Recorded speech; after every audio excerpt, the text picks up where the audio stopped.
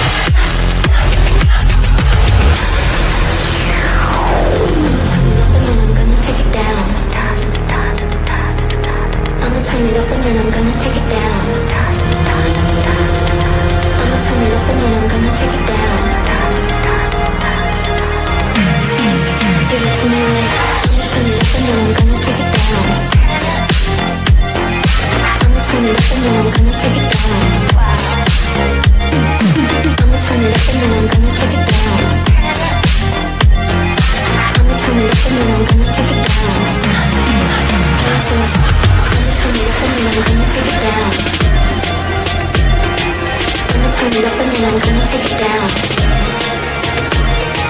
I'ma turn it up and then I'm gonna turn it up and then I'm gonna turn it up and then I'm gonna turn it up and then I'm gonna turn it up and then I'm gonna turn it up and then I'ma turn it up and then I'm gonna take it down.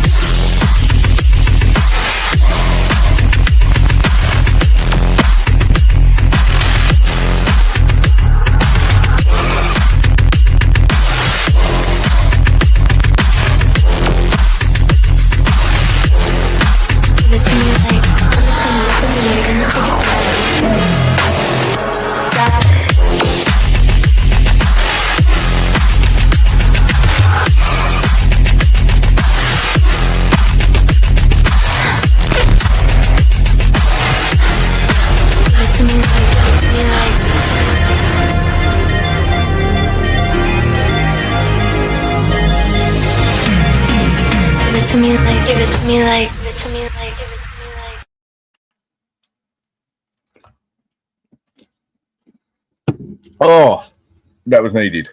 Drink. It is bloody hot here and I am sweating like a pig. I really don't like it with this hot English weather, I must admit. Go stick me in Spain. Go stick me in Ibiza, Malia, wherever else. Lovely hot weather. Over here, when it is hot, I find it hard to breathe. I cannot stand it when it is hot over here. You know, just keep it 20 degrees for me and I'll be fine. But anyway, afternoon, people. Random as ever, I know, but that's just me. What situation are we in already at Spurs? I mean, come on, what is going on here, really? I mean, it looks like, just the picture I've done just about says it all. I mean, look, Frank only just got here, for fuck's sake. And the guns are already out on him. People already going for him. I mean, what's happened to all this that I heard off so many other people, like, get behind your manager, back your manager at all costs, everything else. And then I find out it's a majority of them who've been grilling a lot of us for not backing Ange as such, even though we waited about a year and a half before we stopped backing him. For me, it was about a year. Well, it's the new manager. Give him his go. At least give him a season to get an idea of what he's going to go. But I just feel some people are so Ange loved up that they just cannot let this man go. Okay, he won us a cup. Well done, Ange. But he was terrible. Shocking in the league. 17th, 22 defeats is just not forgivable. The man had to go. Levy has gone and done the right thing here as far as I'm concerned. I just can't get why so many people have already turned on Frank when I doubt he's even had a day of coaching yet. He's only just officially became our manager. Really. And loads of people already going through his head straight away. You do sort of think, what chance is he actually going to get here? Because the amount of pressure he's going to have on him now that we've just won a cup, everyone's going to be expecting a cup now. We've got in the Champions League, so a lot of people are going to expect him to get us back into the Champions League. Well, sorry, he hasn't got a Tier 2 Europa Cup to cover his arse like Ange did. Sounds a bit raw, but for me, it is what it is. And what is actually going to be a good season for this fella? What is he actually going to be able to do to get some respect off the fans? Those ones that already despise him, man, and we haven't even played a game with him. What is he going to have to do? You know, if he doesn't win those first 10 games, or 8 out of those first 10 games and draw 2 of them, you know you're already going to see people turning on him. Well, Ange did this, Ange did that. Winning this fan base over for him completely is not going to be the easiest job to do. I've said it enough times. Ange had the easiest job a football manager has ever had in winning this fan base over. Kick the fucking ball forward and you will win most of that fan base. That's what he did. That's what happened. And then in his due time, he also lost it as well. But either way, I am happy that we have got a coach in. Someone who I think is a very good coach at that, Thomas Frank. Go and watch some of his videos. Go and watch Brentford play football over the years. They've always got a plan A, B, C, D. He changes his tactics in the middle of the game, or he'll swap a player around, or he'll totally change his formation. He's got the ability and the football knowledge to do it. Something that I don't think Ange had. I think Ange knew it his way and only his way. Yeah, people are going to say, why did he adapt? Well, if you check through a few things that what was said, whether you want to believe him or not, it was the actual players that went up to him and said, Ange, manager, we can't do it like this. We have to do it like this. And he listened. Good. That got us the cup. Fine. But the cup, like the league for me, is now done and dusted. It's finished. It's over. It's done. We won it. Same as we nearly got relegated. It's done. It's over. We now got to progress. We now got to look at taking this team further.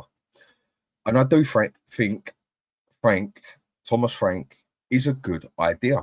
He's a good coach. I think he's the sort of coach that, obviously, where he's not used to being on the big sides, big clubs, hasn't played Champions League, has he even played European football? I'm not sure. I don't think he has. I think he's going to be the type of coach that he's going to be able to deal with Daniel Levy. And Daniel Levy ain't going to change. He ain't going to change his ways for nobody. He only backed down last season and didn't sack Ange because he wanted Ange to get that Europa Cup, in my opinion. That was his only way of getting Champions League. So he backed off, waited till the end of the season where he already had a plan, let things calm down, drops the bomb, basically. Everybody out. And we've at least got a new coaching team with us as well that has come with a manager, that know the manager. That is one big mistake that Levy has made quite a few times when he's brought in a new manager or attempted to bring in a new manager, but then refused to bring their coaching staff with them as well. We've even got a set-piece coach, and how much did it look like we missed that last season? In due time, we'll see how things go. But I think Frank has got what we need at this moment in time to deal with what Daniel Levy gives him and doesn't give him. This man can play with the cards he's got. He might want to play a certain way, but if he hasn't got the players to do it, this is the sort of coach that will turn it around in such a way that it works best for the players he's got so he can get the best results. He's not so far stuck up his own arse that he can smell yesterday's dinner like Ange was, that it's only his way he will play, even if the players can't play it that way. Well, the players can't play my way, that's their problem. Okay. Sorry, mate, that's your problem because you're meant to be the manager and the one getting the results for us. And he wasn't doing it. I think Thomas Frank has a much better football knowledge and capability of being able to do this. I mean, I don't know what everybody else thinks. I know there's a lot of people in for Frank. I know there's a lot of people that are not up for it. On the not up for it side, I can get the point of some looking at going for a manager like Thomas Frank is a step sideways, not a step forward, because he hasn't won anything. Okay, I can see where people are coming from. But then I think people still need to understand we've only just won our first trophy in 17 years and we just finished 17th in the league, for God's sake. That's not going to attract people. That Champions League bit is going to help us with certain players. But with other players, they're going to look at us and say, right, Spurs are in the Champions League, but last season they finished 22nd, nearly got relegated, basically, if the other three teams wouldn't have been so shit. And they're going to be looking at that as well. And that one is down to Ange. He is the one who dragged us down to the floor, basically. He is the one who got us one place away from relegation. But then you can also turn and say he's the one who got us our first cup in 17 years. I just don't think a lot of players are going to look at it like that. They're going to be looking at Spurs now. Where are Spurs going to go? What are they going to do? Are they still going to finish 15th, 17th? Or are they going to start making their way up the table? They're in the Champions League. It's going to be interesting. I think we're going to see a couple of interesting buys. I think we're going to see a couple of young buys as well at the same time. But I do think we're going to get at least 2 solid signings. Call it hope if you want. But I do think we're going to get 2 solid signings. There may be another 2 for the squad as such. And I think I wouldn't be surprised if I saw 2 younger players come in as well, like a couple we're already looking at. If we can get 2 solid signings that walk into that first team, for me, that's a good start. I mean, what has Frank really got to do? Has he got to make this team better? Obviously. But in a way, for me, all he's got to do is get these players back to their standards before he makes them better. Because the way Ange had these players playing, he had them playing below standards, below their abilities. He managed to basically restrain every player in that club, bar maybe Bergvall and Johnson. Every single other player underneath Ange regressed. So what Thomas Frank has now got to do is get these players back to their standards. That's not going to take 5 minutes. That's going to take a good few months. And then when he gets them back to his standards, to their standards, to what their abilities are, then we can focus on taking steps forward with new players and whatever else. I just think some people need to get off his back a bit. I didn't turn on Ange in 5 minutes. I called him out after 7 games and I said, I don't like his style of play. If he keeps playing like this, he will get sussed out and the Premier League, like any other big league, will destroy his style of football. But I didn't turn on him. The mistake I made is I thought he would have a plan B to it. And as we obviously saw, he didn't. Those first 10 games rescued his first season. And then the second season just showed everything of his capability. So let's back up the new manager then. He's here. And he's done. Let's see what players we can bring in here. And let's see what Frank can do with them in the first season. And take it from there. It's done now. I think some people just have to let go of Ange Postecoglou. And I'm just feeling a lot of fans are struggling doing it. So, saying hello to a couple of people on here. So, I dare say this. Not going to be a long one. And you watch us say that. I'll be on here for 3 hours. I bloody won't. I'm too sweating in here. But Marius, big up, Dan. Hope you're good and excited about all that's new at Spurs. Come on, you Spurs. I won't say I'm excited. I'm not excited. I'm definitely curious and looking forward to it, though. I think excited is a bit much. I mean, what are you excited for? You excited that we got Thomas Frank, or are you excited that we got rid of Ange? I think that's another question you can ask. I mean, for me, excited is that bit too much. But I am very, very interested in what this manager can do. And I'm actually looking forward now to the next season. I wasn't looking forward to it with Ange. That manager even got me to the point where I didn't even enjoy the fact that we was in a cup final, where we won the cup, and I'd already cut off any emotion I had from Spurs, like from January, February, where we were so shit to the point where I didn't care when no one scored against us, that I was more relieved when we won the cup and finished the game than excited. But then that's just me.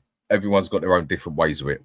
But I wouldn't say I'm excited, but definitely looking forward to it, definitely interested in it. And I definitely feel the manager's got a lot of potential about him.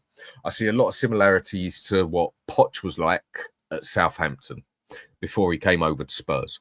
Not really well known, done a couple of things, but you could definitely see there was potential in a manager there. And again, I think Thomas Frank is the right man to deal with Daniel Levy. And Mark, big up to you, mate. It's so hot. My pants are wet, mate. I ain't far from you. Trust me, it's sweating in this room. That is why I've got my fan on in the background. Bloody turn that up because it is bloody sweating in there. And there we go there. And Mash and Joe, hello. Hello to you too, mate. Opal's good. Aussie Frank Lover, big up Dan. Big up to you. It's a bit too loud. There we go. That'll do. And John the Fisherman, big up Dan, big up to you too. And Rich, afternoon everyone, afternoon to you too with Mark as well. Afternoon Dan and chat. Tony, big up to you mate, how you doing fella? Big up Dan and Guess in the chat. Rob, big up Dan, rocking in the Frank world. If you want to put it like that mate, fair enough. And John the Fisherman, happy Frank Day. I'm sure we get a few ones out of this. I mean, there's some people already got his slang names for him. Some people already got the other ones. Thomas the Frank Engine. Yeah, must admit, that's not my sort of nickname for a fella, but there we go. I mean, just out of question to anyone on here, where do you actually, what are people expecting of him in his first season? Truthfully, what are people expecting this man to do on his first season? I know there's already a lot of people saying he needs to finish top 4, he needs to get a cup, he needs to do whatever. I think that's pushing it a bit too far, personally. But in that aspect, I think we should be looking at 7th, 6th, say 7th, for instance, seeing as we just finished 17th, and at least a good cup run and not getting embarrassed in the Champions League. That is what I would like to see. Obviously, I'd like to see us get top 4, whatever, and get a cup. But on a realistic side, for me, top 7, get us in a cup, good cup run. If you can even win us a cup, that'd be brilliant. But get us stable again. And people already saying they don't like the word stable. Well, when you've been as unstable as we have for the past 3 years, 4 years, a bit of stability comes into it. Make us a hard team to beat again. Make us a team that that other teams do not want to play against. Because we came to the stage where everybody was looking forward to playing us. That's not a good thing. That is not what you want people to be doing. You do not want people to be looking forward to playing your fucking football team because they're that shit and they know they're going to score a goal, if not win. We've only got Ange to thank for that. But there we go. Got guests come on. And Ellie, how you doing? Yeah, all right, Dan. How you doing? You're looking cool as usual. Thanks. I'm sweating like sitting here at the moment. So is it hot in your room? Yeah, it's quite a warm day, isn't it? It is hot in here because I've got heated walls as well. And it just makes it a lot hotter sitting here with bloody door wide open, the fan on behind me, and I'm still bloody sweating. If I go outside, I'll probably pass out. I can't handle English heat. I can't bloody breathe in it. Whereas go take me over to Zante, Malia, and Bifa and that. I mean, Zante, it was 50 degrees when I went out there. Fine. Wow. Yeah, I came back looking like a strawberry or a cherry, whatever way. Second degree burns on my left leg, but I could still breathe out there because we was next to the sea. Here where I live, you're just right in the middle of it. It feels like I've got a cast sitting on my chest. I can't fucking stand it. Just give me 20 degrees. I'm happy. But anyway, with all this what's happened here, wouldn't you agree that a lot of people are already turning on Frank and he hasn't even started yet? Yeah, they are. Yeah, they are. And the old chestnut is he's never won anything. Well, you've got a first day at every club to prove yourself. right? Give the man a bloody chance. He hasn't even stepped through the front door yet, and they're already jumping on his gun. Do you know what I think is? A fallout of all the euphoria of winning the Europa Cup, and people's expectations have gone higher, and those people who loved Ange anyway will always think, oh, we shouldn't have sacked him. Why are we bringing in a man who hasn't won anything? But the thing is, he's a coach, right? And he's going to get some order in our club. Like I was just listening to you. You made some really brilliant points there, Dan, about getting stability, getting us hard to beat, getting us credibility, right? Because everybody's been laughing at us in the league. We've won the cup, yeah, but you have to have credibility in the league. That's your bread and butter. You've got to show progression. And every club that has done well in the cups, historically, in the last, say, 40 years, I don't want to go further back than that because that's all I remember, right, is they're the ones who've been winning the majority of the cups. It shows if you're a good league side and you're showing progression, you will always win things. And that's proof in the pudding because those clubs are winning, who are doing better than the league. So we have to progress. We can't go backwards 17th. It's not on. I think this is what a lot of people don't understand or don't want to understand, basically. And the fact of that is that, like it or lump it, I know it's about winning things. I know it's about getting cups, but you have to have that league as well. You have to have that stability in your league. I know people want to win things, yeah? But the sad thing is about football is that whether we like it or not, the sad thing about the football is that if you go and finish 10th 3 times in a row and win 3 FA Cups, or if you go finish 3rd 3 times in a row and win nothing, finishing 3rd 3 times in a row can take you further as a club than winning 3 FA Cups and finishing 10th. It shouldn't be like that, but it is like that.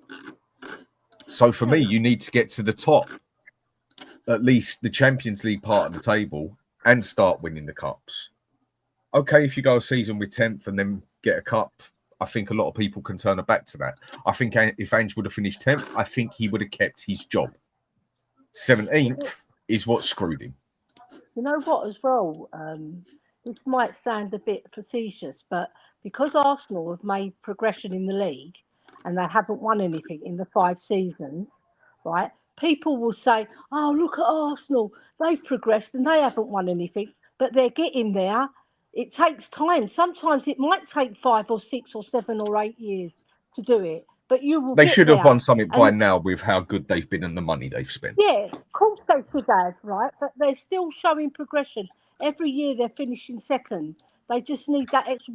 And I reckon if they'd won anything, the whole agenda would change, right? Because a lot of fans, right, they base the way we are according to Arsenal when we shouldn't be like that, right? I know it's all right to banter them and, you know, take the piss out of them sometimes, but they're progressing as a club, right? And they just need 2 or 3 more tweaks and they could win it, right? And if they win it, a lot of the fans who are on the fence about Spurs, they will go straight down the bottom because they'll think, oh no, you know, because they base our success on Arsenal's success. We always like to try and compare to them, even though they're a million miles ahead of us, isn't it? Yeah. I know people don't like hearing that, but it is what it is. Deal with it. You ain't changing that shit. I mean, Mike, how you doing, mate? Yep. All right, no see. All right. What is your opinion then on all this with Frank and I say everybody, wrong word, but a hell of a lot of people already turning on him and cutting him off and can't get over Ange, basically, is how I see it. Well, I think people are just butthurt. I said it on one of the previous shows that, listen, I don't, before even Ange got sacked and Thomas Frank was appointed, right? I said that I don't mind people being Ange in, if they admit that their hopes for the upcoming season are purely based on hope and nothing concrete, right? Because there is no evidence in Ange to suggest that he will A, win anything next season, or B, fix the league form, right?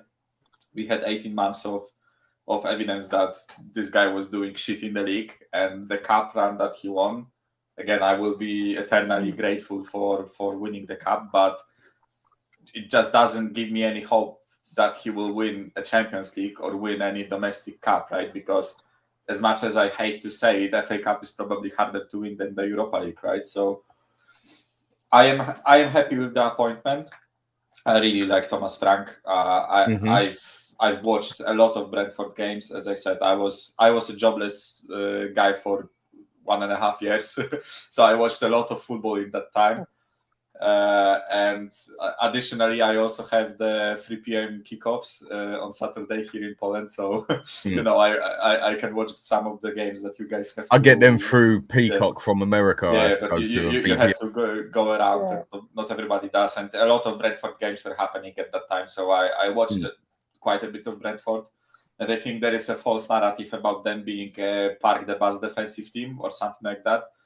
Yes, they played on the counter-attack against City, Liverpool, or Chelsea, or other guys, right? But they didn't play like that against Wolves, Everton, Crystal Palace. And they got two different. Like they got different styles, exactly, haven't they? Right.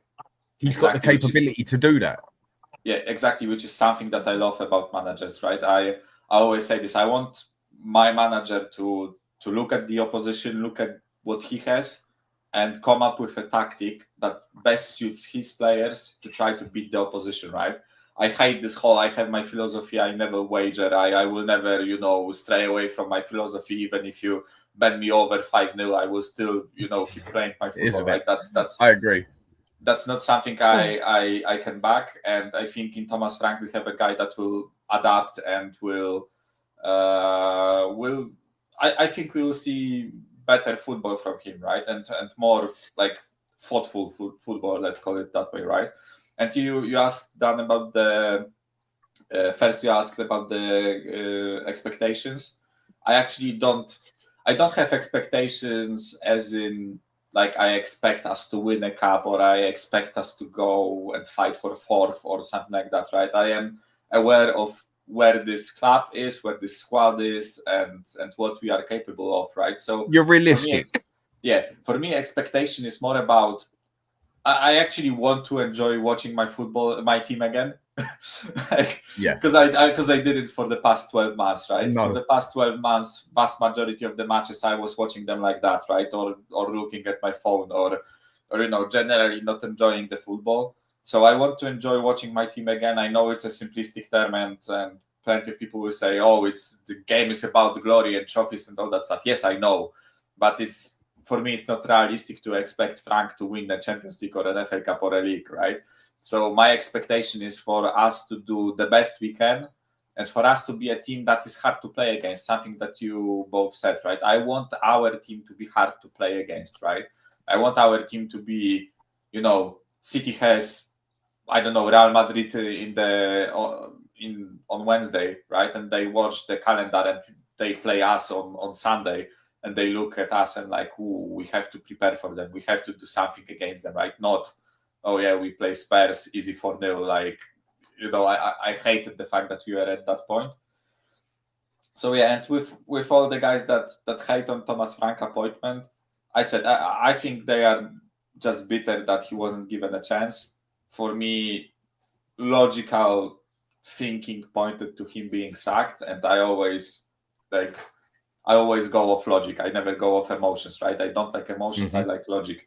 I like evidence. I like, I want cold hard facts, and based on those facts, I make my decisions and I make my judgments, right? And as I said, based off of evidence that we got from Ange, I never believed that he will do better than he did this season, right?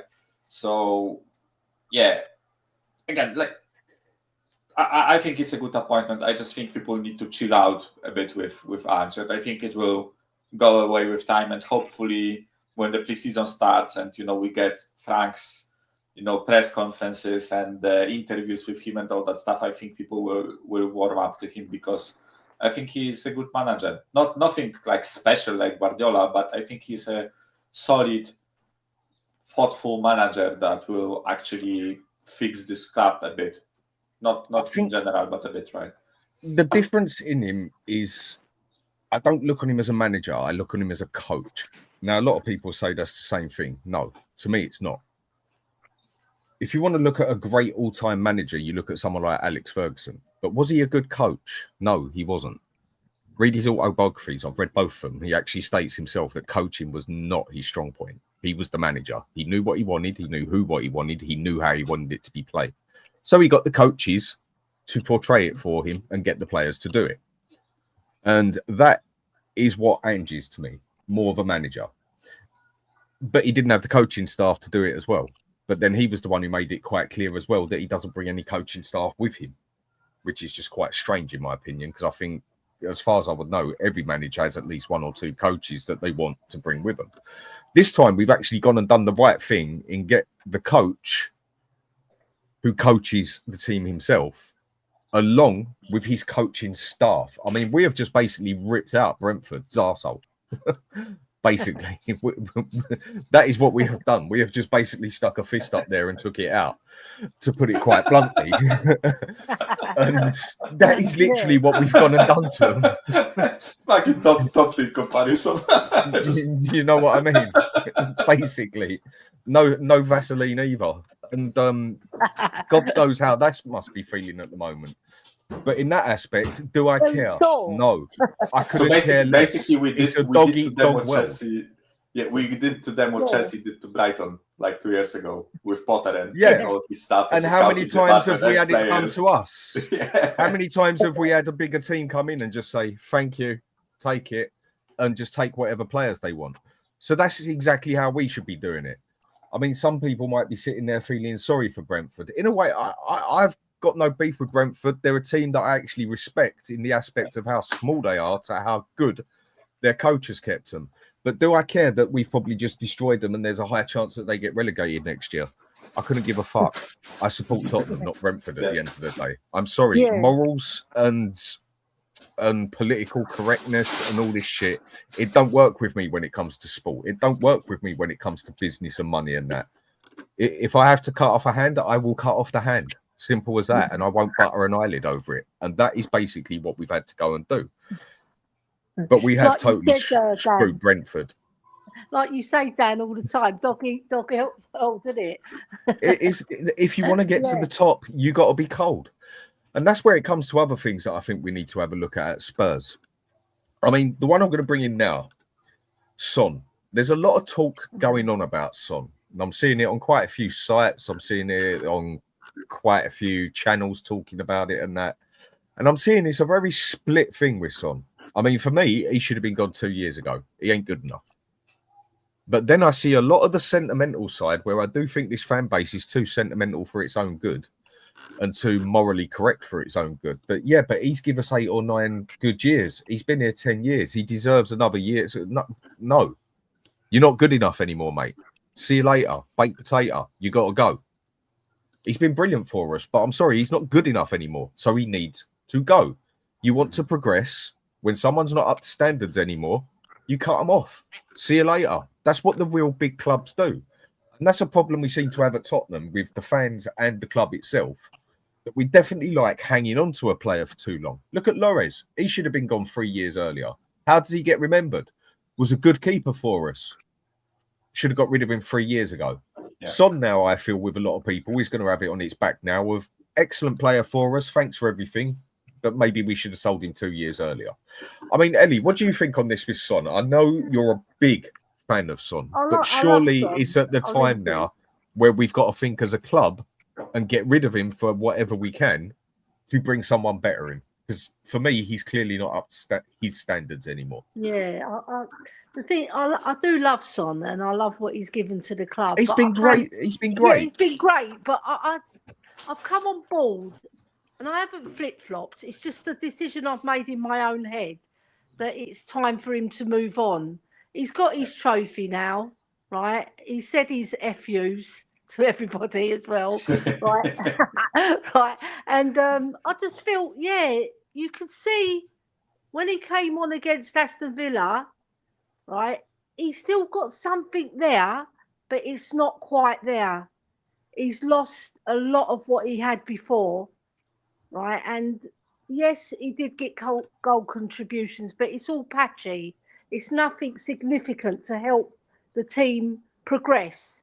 And if we get someone like a Brian Mbomo to replace him, who can argue with that? Come on, right? We're going to get a 25, 26-year-old who's bombing it, who's progressing, and then compared to a player that's on the downer, right? So it makes sense.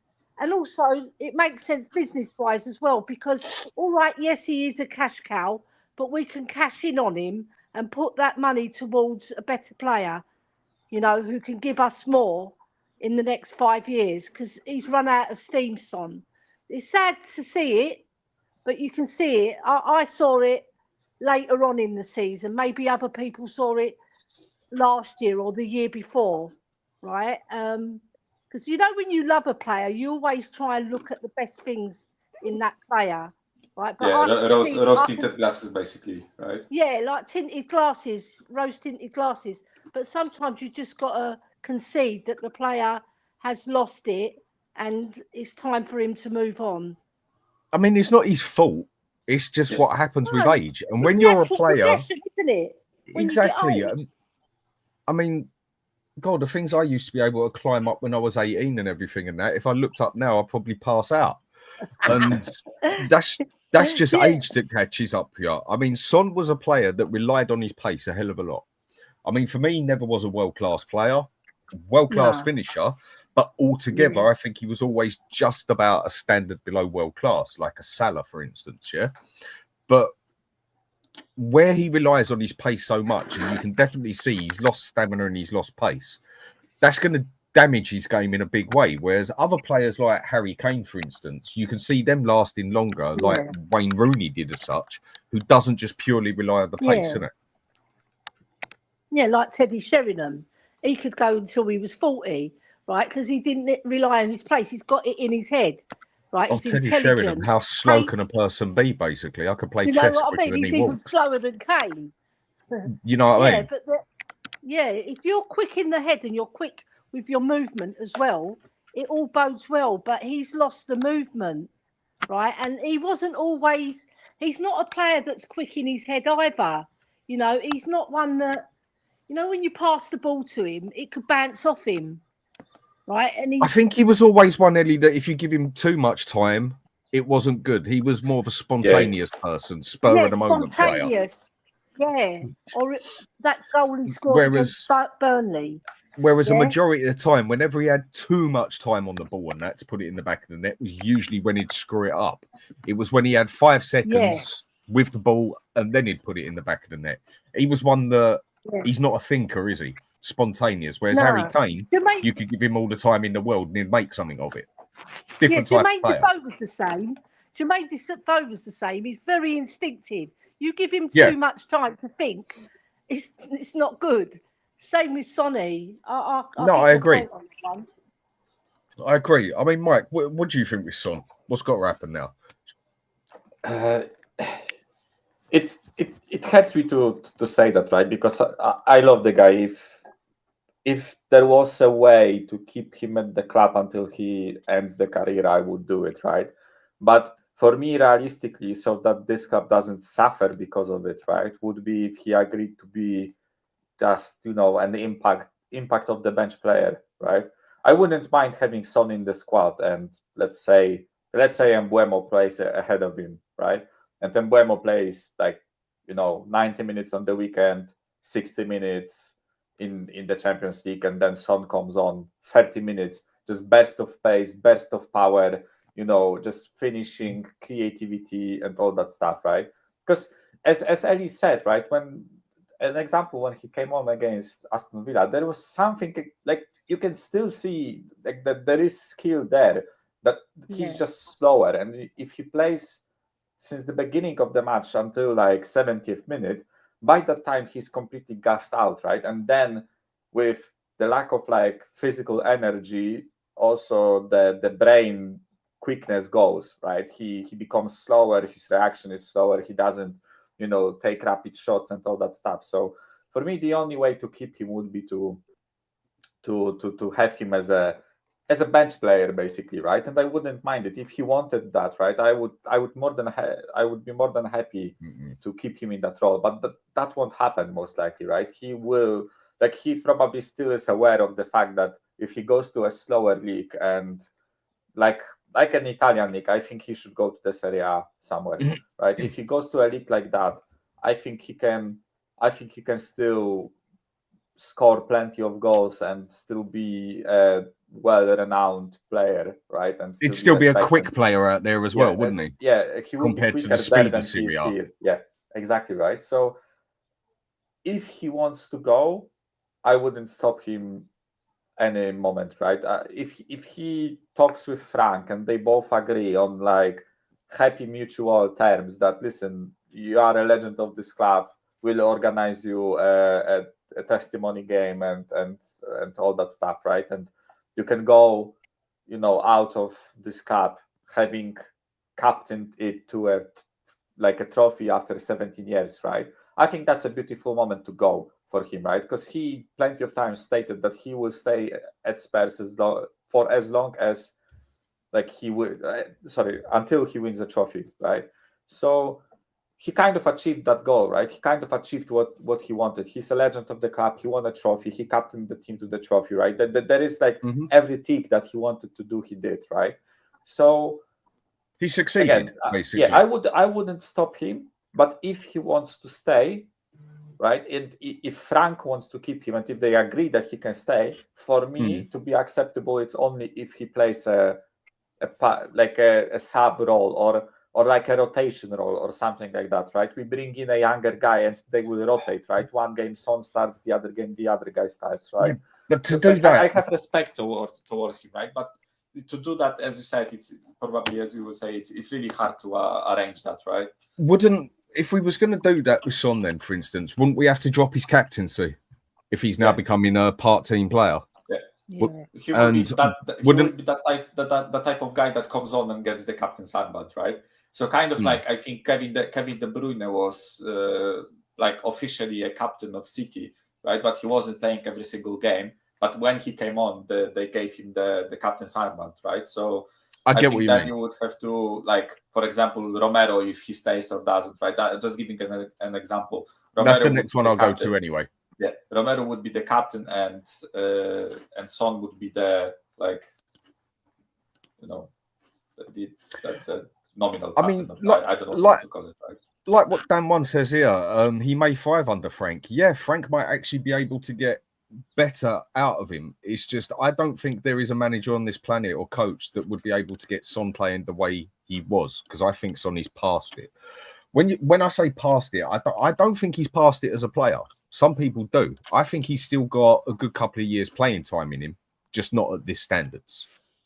If he goes to somewhere like Serie A, where it's a slower league, very defensive league, physical enough, but not quite as physical as the Premier League and that, I think that league would suit him fine. We've seen quite a few striker players, winger players go out to Serie A and still make it for a couple of years because the league is slower. The hardest thing in Serie A is defence. I mean, the defence in Italy is 9 times out of 10 always the best, bar Inter Milan when they play PSG and got absolutely fucked, to put it quite bluntly. And yeah, it is. We got absolutely destroyed. I don't think I've seen Inter get destroyed like that in a game, let alone in the Champions League. But for me, I just think Son going is a sensible move, and it would be a sign of progress to me that we're willing. I mean, why have we gone and signed Ben Davies for another year as well? Yeah, that one defies logic. Does he feel he can get more out of Ben Davies through just being not having to do the same amount of stuff that Son has to do? I don't know. I just don't think keeping Ben Davies was a good idea either. So if we keep him, it looks like we could keep Son. Could Son go? I suppose only time will tell. So the other one I go to then, Romero. Being a bit of a little bitch lately, isn't he? Rich boy. You know, coming across like a little slut, isn't he? And maybe you need to slap round the face and told how to do it properly, because he is being a bitchy little bastard, if you ask me. Yeah. I mean, what do you two think on him? I commented on the thing. I just feel he said it before. It's not the first time he's called out the club, right? So he's He just wants to go. I know reiterated that. it. Yeah, he wants to go. But what I didn't agree with is that he said it because he wants to go, because he wants to go anyway. So whatever he said there about Ange, you know, he respects Ange and wishes him the best. I don't think there's anything particularly wrong with that part. I just feel No, calling that's out the fine. club again and the words that he used, right, is Literally a bit, 5 minutes after the new manager Yeah. comes in. yeah. So we know he wants to leave regardless, right? So he's probably putting a coffin, a nail in his coffin in regards to how Levy's going to see it, right? And he's going to put he's probably putting a transfer request already regardless. So he wants to leave, and any player that doesn't want to play for us, we've got to get rid of. All right. So be it Romero, like they say, no player is bigger than the club. So Exactly. we can move him on, right? We can get better as well, because there's better central defenders than Romero, believe it or not. All right. So I think our scouting team has to start working hard, because he's going to push. They're going to push him out regardless, aren't they? Now he said these things, and he's been. I would think so. Boy. Yeah. So yeah, he's just dug his own grave. So at the end of the day, we could get better than him, and he hasn't been good for us really for 18 months. I if you look think at it. on the better side, it's like what I say about Romero. I think he's one of the most overrated players Spurs have ever had. On his day, he is a world-class player. On his day. It's just he doesn't seem to have many days, does he? And then he seems to be injured half the time and always fantastically fit just in time for the Argentina game, where you always see him play very good for Argentina. And then with us, you'll see him have 3 solid games, as in like a 7 out of 10. And then you'll see him have 2 games that are a 4 out of 10. And then you'll see a 6 out of 10. And then he'll be injured for another 5 or 6 games. And then you'll see a world-class game. And he's just so up and down. This is why I can't call the man world-class. Just because someone can play world-class, for me, it don't make them a world-class player. To be a world-class player, you've got to have that consistency with you as well. Anyone can go out there and have a world-class game. Anyone can go out there and all of a sudden just have a spectacular game where they're a 10 out of 10 and looked world-class, and then could just look a shambles for the next 5 games. And for me, Romero, he just don't hit it for me. I think getting rid of him, if we could get 50 million for him, I think we'd be lucky.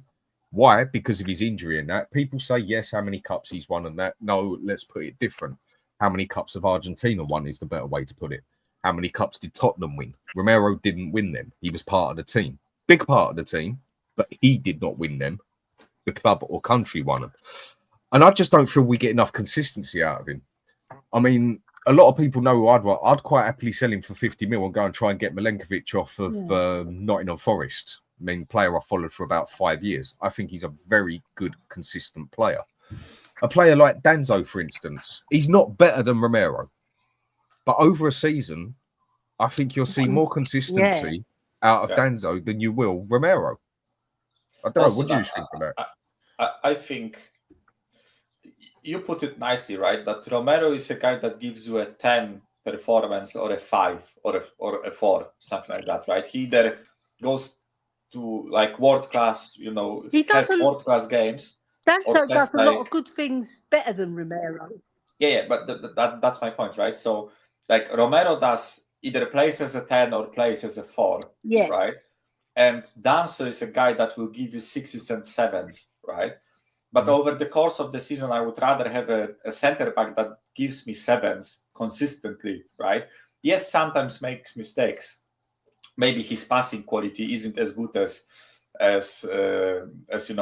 Romero's, right? But he can do the passing and all that stuff, right? And the way I look at it, I would rather have Danzo. And also, I think throughout Europe, there are so many center backs, right? That you can pay 30 million for. Like the selling club will snap your hand up for 30 million euros, right? and they will give you close to Romero's average quality, right? And you don't have the issue of him being moody, being injured, right? Or like dropping a 4. You can buy a solid centre back, right? For half the price of Romero, and enjoy having a stable, well-organized defense, right? Whereas with Romero, he either doesn't play because he's injured, or he doesn't give a fuck, right? Or there is an international break and he wants to play for Argentina, so he half-asses everything, right? Like, when Romero is on it, right, I seriously think he's one of the best centre backs in the world when he's on it, right? I can agree. But those moments happen so rarely, especially for us, right? For our club, because I don't give a fuck if he plays world class for Argentina, right? I'm Polish, I'm not Argentinian, right? I couldn't care less if they win Copa America or anything else, right? Like, I care about Spurs, right? And for Spurs, if he consistently played well, I would love to keep him, right? But I think at this moment I would rather get the cash and just buy someone for similar money or a bit less money that will give us more consistency than him, right? And by the way, not Mark Guay. I don't know where the love for Guay comes from. Like, he's not a bad centre back, but he will cost you 70 million, right? More than Romero. and I think he's just as good as plenty of other centre backs in Europe that you can get for 30 million, right? That's why I'm saying, right? Like, Guay is a good player, but I don't think he's 60 or 70 million pounds worth of good, right? You think he's overrated? Because a lot of people do actually rate him. I mean, I think he's good. Yeah, I think I can't say I've been seen him be world class or nothing, but I think he's a good, solid defender. I've seen so many opinions of, Guay is pure class, leader of defenses, right? Like, he left foot, right foot, passing, long balls, short balls, fucking slide tackles, headers, whatever, right? And I'm watching Guay, and I'm like, yeah, you are good, right? Like, I can see that you are a good centre back, right? But not 70 million pounds worth, right? Like, I don't want us to spend half of our 25% is that he's English. 25% of that is the English price. I think more like 50 than, right? Like, I think homegrown English, Crystal Palace will rinse someone for Guay, right? And I just hope it's not us. I mean, but then he's only got a year left on his contract as well, hasn't he? So they need to, if they want to make some money on him, they need to get rid of him now. Yeah, they will sell him this window, I think, but I'm just not sure where he goes. I mean, I agree. I think he's a very good defender. I just don't think he's quite as special as a few people are making out. Not yet. No. Does he have potential to get significantly better? I'd say so, but I've seen solid performances of him. I haven't seen him do a performance yet that matches what I've seen Romero do on his world-class day. It's just Romero don't have many world-class days. He don't get on the gear enough. Maybe he should get geared up before a game a bit more, if you get what I mean. I just think, might hype him up a little bit. I just think Mark Guehi, right? I think Mark Guehi, his profile went up when he had such a good Euros, right? And he was covering so many defensive line tackles, and his profile went up because before that, nobody really was thinking of him as a world-class player or just under that bracket. Nobody. He was noticed. Right? But he was noticed. He had a very, very good Euros, I must admit. We got to the final and we lost it. But he was noticed. He put his profile out there, right? And it's elevated his cost to 70 million. And I don't, like Michael says, he's not worth that. No way. Right? Because, like you said as well, right? Romero on his day can be world class, but can Guehi be world class? I don't think so. But he is more consistent, right? So it would be a good buy at 50 mil, but not 70 mil. No way. Yeah, I agree. I think 70 mil is too much for him, and you're definitely paying for the English blood in him, basically. And I say 25%. I can actually agree with Mike as well, where some of it seems like you fucking pay 50% extra just because he's English, basically, and everything that comes into it. I mean, Whether Romero goes or not is going to be a different story for me because of what Daniel Levy wants to let him go for. But also on that side, I also see Romero being the type of person that if he wants to go, he will go. Romero seems like the type of person with the attitude who will kick Levy's door in and hold him by the throat and say, "You bald bastard, you are selling me." And if Levy tries getting funny with him, he'll just say, "Right, that's all I'm going to do is sit down in the middle of the pitch, or I'm not going to play on the." And he will refuse to play, and he will not do it. He seems like the sort of person that's got the attitude to do it. Whereas, sadly, Kane made it clear he wanted to go. But if we want to be honest, Kane was just too much of a nice person to get that move done. I mean, other players like Berbatov, he threatened to go on strike, if I remember right, if they didn't sell him, because Levy didn't want to sell him. So he said, "Right, I'll just go on fucking strike, mate. I ain't going nowhere." And Modric done a similar thing. Exactly. Bale made it quite clear that you are going to sell me. Yeah. And players do that, and they can do that. And then what happens if he doesn't play for 6 months? I don't think Romero would give a toss because he'd still get into the Argentine team. He'd still be getting paid a certain amount of money because they can only block his money for so long. And then that puts his price down as well. So then Levy needs to make the decision of what are the repercussions of me making him stay at the club as such. Because if Levy wanted to, Levy could just say, "Well, bollocks, you ain't going nowhere and you can sit in that dressing room for the rest of your life." But we all know Levy don't want to miss out on 50 to 70 million. Wow. And I think Romero is the type who will kick up a big enough stink to get a move. It's just who's going to actually pay for him, who can afford him, because Atletico Madrid can't afford 70 mil. No, they can't. They couldn't even So where's he going? 25 mil for Højbjerg when they were going in for him. Exactly. They are not a rich club. So where does he go then? The only options I see, if they would want him, would be PSG, really. Would Bayern Munich go for him? I don't know. Italian I think clubs again. Inter, the Italian clubs haven't got a pot. Yeah, Inter is broke, right? Inter is broke. They haven't got a pot to piss in. Inter are absolutely broke now. Napoli, they're not well off in the money.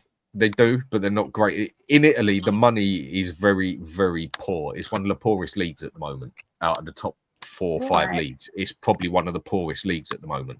That is why if you want to go for a player, Italy is a good place to look because you will get a very good price for it because they are desperate for the bloody money. I mean, other teams out there like Roma are in big trouble. Juventus still got a bit of money to spend from what I know of, but that's about it. Inter just came second in the league and second in the Champions League, and they ain't got a pot to piss in. Right. And they also have this whole like the scandal, right? With there's this scandal thing going shit, on. Right? That's right. I mean, we don't know the fully of what that's about and everything, but again, it's Italian, so scamming and Italian sort of matches together well, doesn't it? For some reason, it always does. It's always more than believable. You won't raise an eyebrow to it, as in really. You just sit there and go, "Yeah, that sounds about right." That's the Italians for you. That's what we do. And so, where does Romero go then? Where can we actually sell him for the money that people would say he's worth? Because a lot of people say he's worth 70 million. I've seen some say he's worth 100 million, which I think is comical. But I'd take 50 million for him and sell him if we got that offer. Personally, personal opinion. Yeah. But where are we going to get that from? Well, the only 2 clubs really is PSG and Real Madrid, and I can't Munich. think Bayern Munich possibly, whether he wants to go to Germany. I think his heart's set on going to Spain. Yes, he's made that quite clear before, and he wants to go to Spain, isn't it? I think Atletico could afford him, right? Because they sometimes spend like big money, but they won't pay that money. Like if you get what I mean, right? So like they really wanted Alvarez, right? And then went out and spent 80 million, right? They really wanted João Felix, and I think they spent like something like 110 million or something like that, right, on him in euros, I think. So I think they have the money. They will just play hardball, right? They won't settle for Levy's price. They will try to negotiate and haggle and all that stuff, right? Like me personally, I think we will sell Romero to Atletico, but the whole saga will be like a 2-month, we want 55, they will give 35, we want 54.5, they will give 32.5, we want 54, they will give 36, and we will meet somewhere in the middle with them, I think, because after Romero's comments, I think he's gone, right? I think that the timing was just a killer, right? I think he knew exactly what he is doing, and that was done on purpose. And the wording that he used, the part about like you achieved something even though there are obstacles and there always will be, right? I think that was a direct punch to the board. Kudos for that, by the way. Kudos for having the balls to call out the board. But I think after that, good luck, mate. He didn't want to be here anyway. His head was already turned. It was bloody obvious and that he don't want to be here. So he's got to go, whether you want to keep him or not. If a player don't want to be at a club, you got to let him go, basically. But then obviously you ain't going to let him go for half the price. He took a leaf out of Conte's book, didn't he? Yeah. But again, the problem is with Romero, he will cause such a stink in the dressing room and in Tottenham, and with the stuff he will say in that he will make that transfer happen one way or another, I think. I don't just see him sitting there and just being quiet, basically. I see him sitting there and just being a proper see you next Tuesday and causing nothing but havoc until he gets out of the club. Because he's got that dog-eat-dog world attitude. He wants better, whatever else. And for me, no one is bigger than the club. And a lot of people seem to think Romero is almost as big as the fucking club. So next bit I'll go with then, I wanted to ask a few people. It came out a lot that players were gutted and everything that happened to Frank, like with what VDV just said as well. Not happened to Frank, sorry, happened to Ange. And to me, if I'm going to be honest, I think that's all a load of bullshit, That's just players doing political correctness again, being nice, doing what looks good for them. Are you honestly telling me that any sort of defensive player is going to be bothered in the slightest that Ange Postecoglou has gone down? Are you telling me that Van der Ven really gives a fuck? Really? After he's nearly ruined his career playing for Ange? Yeah? I don't think so. And I think Harry Redknapp put it perfect. It's when he said today, I think it was, well, basically, then why didn't you try harder if you loved your manager so much? Because you could say 9 times out of 10 on that pitch last season, they weren't playing for the fans, they weren't playing for themselves, and sure as fuck they weren't playing for the manager. And then people saying because of the final and that they'll walk through brick walls for the manager and everything. Bollocks. Total bollocks. Yes, they won the cup. I think the players won the cup for themselves, not for the bloody manager, not for the fans. I don't care what they won it for. They won it. That's all I care about. But I do not feel that was a uniting thing between that Ange had the link with the players and everything else when the players had to tell him how to play fucking football, for God's sake. And for me, that's all just a load of bullshit. I don't know. What do you two think on that? Or do you think that some of them are genuinely going to miss him? I mean, when you've got Son and Maddison sitting there, your captain and your vice captain, clear as day saying, if you can lip read in just the slightest, same shit every game. That really looks like a player that's got respect for his manager, willing to walk through brick walls. Yeah. What do you reckon? Ali, go for it. I spoke a lot. Ali? Hello? Ali? Yeah. Okay. I'm sort of caught. I'm caught between a rock and a stone on that one, and I mean that respectfully. Yeah. Yeah. Can you hear me? Yeah, Yes. yeah. Can hear you fine. Can you hear me? Yeah. Can you hear me? Yes. I think she's lagging. Hello? Right, Ellie, jump off and jump back Hello? on. I'll go out and come back in.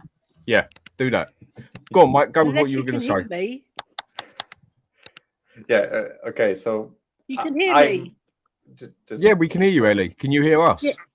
Yes, she's hearing Yeah, us I'll with jump delay, off. I think. Come Yeah, back jump in. off and come back on. Yeah, I can hear you. So- Yeah, I can hear you. Yeah, we can hear you. Yeah, we can hear you, Ellie. Can you hear us? Yes, she's hearing us with delay, I think. Hello? Go on, Mike. You go. can hear us now, yeah? Or are you lagging? No, I can hear you. Okay, cool. now it's We can hear it's you. back on. Now it's back Yeah, on. right. I was just going to say, I'm caught between a rock and a stone because I'm Okay. quite an emotional woman, right? It's not because I'm a woman. I'm quite emotional, right? And I can No, see you are where a woman and women are emotional. Yeah, Just we be are, honest. right? We are, right? And I can see where the players are coming from, but I can see the other side, what you're saying as well. So I'm sort of caught between a rock and a stone because obviously they had a bond.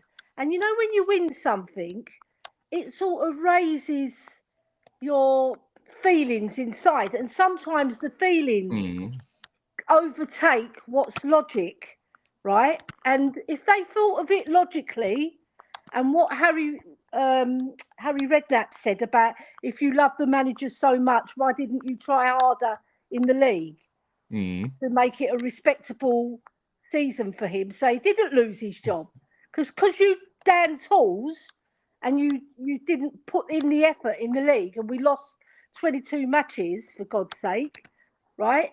You can see where Harry's coming from and what your angle is. So I know some players, right? They had a little special bond with Ange because he trusted them. You know, he played them when they weren't getting played before, and he stuck by them and never really threw anybody under the bus, apart from Werner against Rangers, where he called him out. Right, but I can see both sides. But if I was to choose one side now, I would choose the emotional side because football is about emotion, right? And we all get taken by emotion. Apart from you, the thing is, you've got to look at things logically as well, right? And logic tells you that Ange needed to go and the players needed to shut up. Yeah, but they've got human emotions as well, and that euphoria of winning that cup and seeing the parade and all the love that was pouring out for them. But the thing is, I don't think the love was pouring out for them. I think the love was pouring out because it's been 17 years since we won a trophy, lads. Right? And some of them it's their like first trophies. Yeah, it's the relief, and then you can banter the Arsenal fans, and you know you can really get into them about it. Yeah, Right? yeah. And you've got a one-upmanship. I think that emotion is more powerful than what the players are saying about Ange, because ultimately, Levy, he's a very logical man. He thinks in black and white. So he thought, right, this man is He not the doesn't right have man. emotions. No, he's an accountant. He's thinking, right, I need to make this club get top four every season for us to progress. All right, so I'm in between still, but I'm more leaning towards the logic. I'm about 60-40. Actually, I said 70-30 towards logic. You know, and the players they should really keep their feelings to themselves. Do it privately. You don't have to come out and make statements to make the club look awkward. It's just the way they made a few of them have made it out like they were so behind him and everything and loved him up so much. I mean, the only thing I can relate to it is like that night you go out clubbing with your mates or whatever and you're desperate to pull. And then you're so pissed up, you don't realise what you pull. And then you wake up and half the makeup stuck to the fucking bed. You all of a sudden wake up to reality and think, shit, what did I just do there? How do I, you know, you're like, then the shit hits the fan, basically, i.e. we just won a cup, great and everything. And then all of a sudden it sinks in that you just finished 17th in the league and your manager's crap. I get the emotional side of it. It's great for a moment or two. And then realism hits you as such. Yeah. I'll get that. So you've actually done that then, Dan? You've woken up with all the makeup on the bed. It's happened in my life, let's put it that way. You know, when one side still looks pretty and the other side looks like it's been hit by a fucking brick wall. Yeah, I've had that in my life before when I was younger. But we all hit a brick wall at some point. Just some people seem to hit a brick wall earlier than others. You never know. But Mike, what do you reckon? I think Ange is and always will be a good orator, right? I think he is the guy that talks talks a good game, basically, right? And I feel like I think there had to be some sort of a bond between players and the manager, because we didn't hear, like, when Mourinho and Conte were fucking sixth, right, losing like once per 3 weeks, right, we was hearing players being unhappy with the manager, players having problems with the training regime and all that stuff. You hear those rumors, and suddenly a month later a manager is gone, right? Because it turns out the dressing room wasn't behind the manager, and we didn't hear much of it this season, right? With this crop of players and Ange, right? So there is part of me that believes that he had a bond with them, right? Because he is a good, like, he rallies people, right? He's like a leader, right? Let's call it. So I think it kind of hurt some of the players that he got sacked, right? I think some of them didn't like the fact that he was sacked, right? But the way I look at it, right? And I know footballers aren't the smartest people out there, right? But there has to be just a bit of logical thinking from their point of view, right? That if a manager loses 22 games in a season managing Spurs, right? Tottenham Hotspur, like that, he has to be sacked, right? Or there has to be a conversation Exactly. that he can be sacked, right? And you cannot be surprised that he got sacked, right? Even if he won a trophy. Like, I get it from their personal point of view. They might be thinking that the season is successful, right? Because they won a trophy, and at Tottenham at that, right? So you bring success to the club that hasn't had it for almost 2 decades, right? I get it, but they also have to be aware of the fact that there will be many fans that aren't happy with the way they themselves performed under this manager, and that there will be fans and the board that isn't happy about the position of the club, the amount of losses, the points, the style of play, the amount of goals conceded, like every single thing we were talking about for the past year, right? They have to be aware of that. So, like, respectfully, if they are so upset about Ange going that they want to, organize like strikes and just refuse to play or whatever, right? Then respectfully, F off, right? Like, Yeah. it's like, after all, like, you have to fix Or play yourself, fucking right? better. Or play fucking better, right? And show us that maybe it was a mistake that we sacked Ange, right? Just prove it to us in a way, right? But if you are so upset about Ange going and you cannot understand why he got sacked, then my question is, like, why? Like, are you incapable of like putting 2 and 2 together? Like, that's such a simple, Do you think some of them might have actually loved him off in the aspect of that he had his team, basically? Like, take Udogie, for example. Spence comes on, but he's our best player for 2 to 3 months. Yeah, 1 or 2 not so good games, but overall our best player for, I'd say, at least 2 months. Udogie, one of our worst players for a significant amount of time. And then as soon as Udogie's fit, bang, straight back in the game and Spence gets blown out.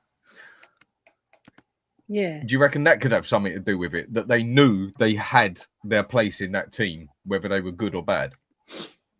Yeah, it contributes, Dan, right? Because he's like, I just saw in the chat that he's like a car salesman, right? He rallies his troops and he gets them all on board, and that he's very loyal to the ones that he feels are going to give him the best, right? But we saw that Spence was far superior to what Udogie was giving us. Yeah. Right, and he deserved the place. And when he got dropped, I was so upset, Dan and Michael. I was so upset because I thought, why do that to a player when he's giving you his all?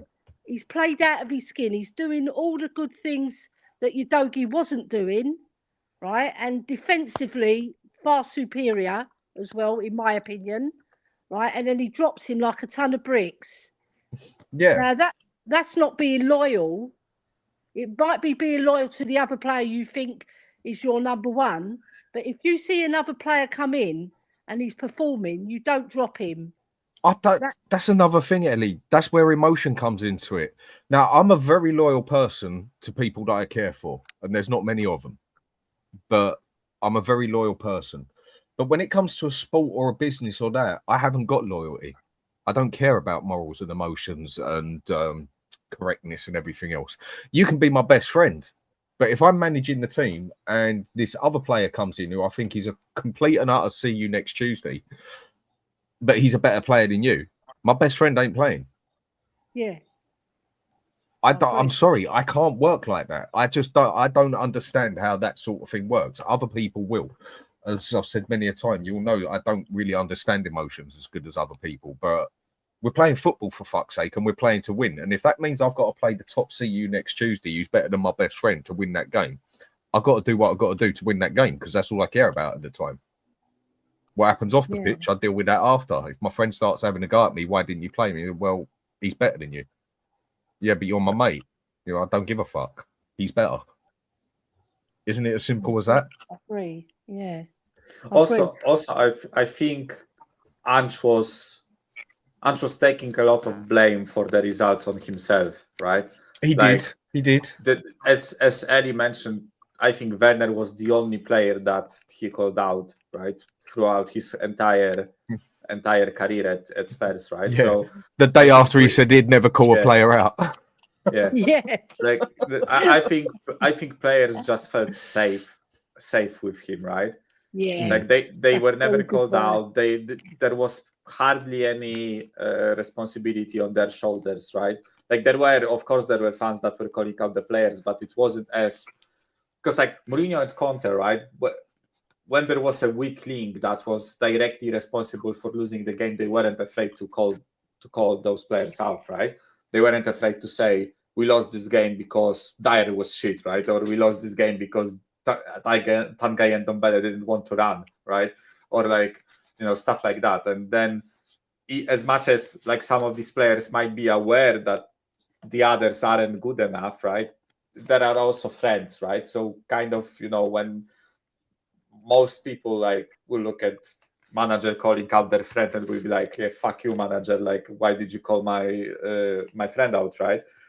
And Ange never did that. Ange was fully, behind the players. We form a family, we form a group, everyone for everyone and all that stuff. So again, like to reiterate, I think they just felt safe with Ange, right? And I am hopeful that it's not the best practice to always take the blame off of players, but I feel like Frank will also be a guy that takes a lot of blame on himself if it happens to be so like that, right? So yeah, I just hope they like Frank, man. Do you know what? I just want to bring up one really good point that I noticed in the dressing room, right, when they were celebrating, right? So Jed Spence came in, he sat down and he had the Europa Cup and a cigar, right? And he was like chilling out, and all the rest of the players are like hyping. They're singing, and he's just sitting there quietly. And I feel that speaks volumes for me, because I think he felt like an outsider, right? Not part of the team. You could see it directly. Like Basuma goes over to him and says, "Come on, Jed," right? And he doesn't want to have anything to do with them, right? And they go off, and he goes, "Oh, Jed," like that. That speaks volumes to me, because I'm thinking Jed Spence feels like he's been let down. Yeah, and he's sitting there all alone, right? And he painted a sorry figure, actually, right? And I really do notice things like this, lads. And maybe it's because I'm a woman and I'm looking more at the emotional side. But you could see he didn't feel like, not that he didn't deserve to be part of it, he just felt like an outsider.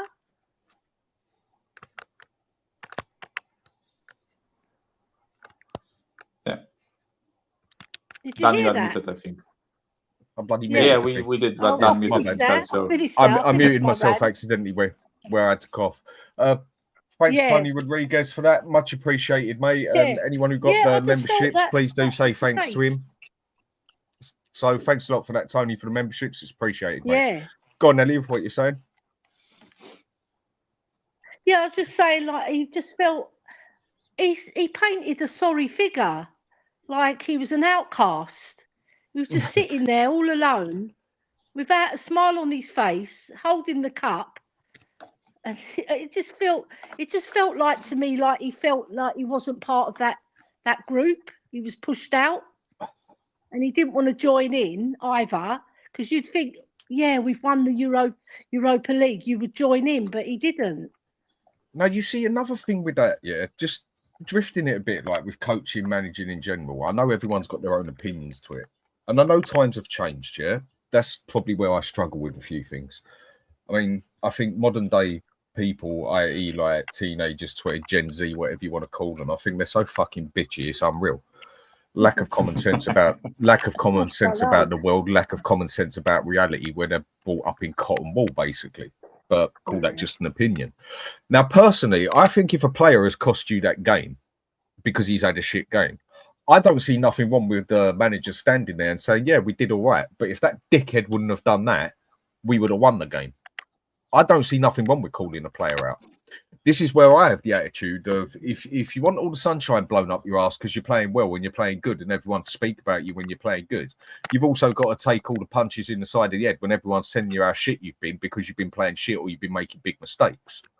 And I feel a lot of players can't handle that these days. They just want to hear the sunshine, basically. They don't want nothing else. They can't handle being told they're bad. You grill a player because he missed a penalty, it all of a sudden becomes a bloody racial issue or a bloody religious issue or a fucking issue of some sort. Well, no, I'm actually just saying that was a shit penalty and that was his fault. And I feel I don't see nothing wrong with a manager calling players out, personally. If they're going to stand there and tell them that they've played well, then why can't they also stand there and tell them that they've played bad? I mean, what do you two think on that? I mean, I know a lot of people disagree with me on this one, but that's my side where I don't really have much remorse in that aspect. I don't know. I'm split. I'm split because sometimes when you call a player out in the public eye, it can have an adverse effect on the player and the team as well.